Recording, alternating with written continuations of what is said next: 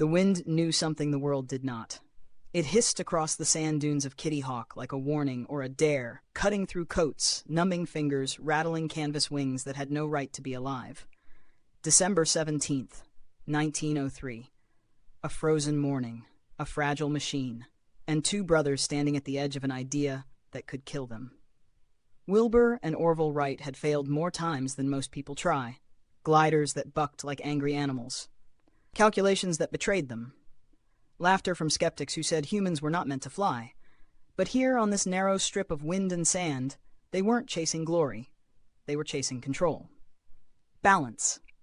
Proof that the sky could be reasoned with. The engine coughed, a rough, rattling sound, more sewing machine than miracle. The flyer trembled on its rail, cloth wings shivering, wooden frame flexing as if uncertain of its own courage. The air smelled of salt and oil, cold bit hard, and for a moment everything felt impossibly quiet. Then Orville lay prone on the wing. Wilbur steadied the tip, a signal, a breath held by the world. The machine lurched forward, sand sprayed, the wind pushed back, stubborn and relentless.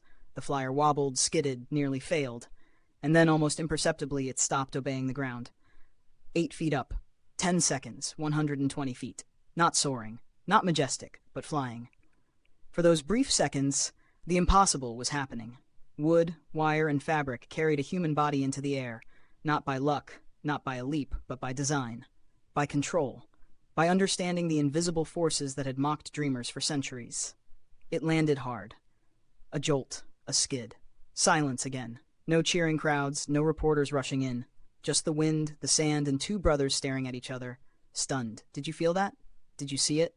They flew 3 more times that day, longer each time, but until a gust toppled the flyer and snapped its frame. But it didn't matter, because something irreversible had happened. Humanity had crossed a line, not a border on a map, but a boundary in imagination. The sky was no longer a ceiling. It was a road.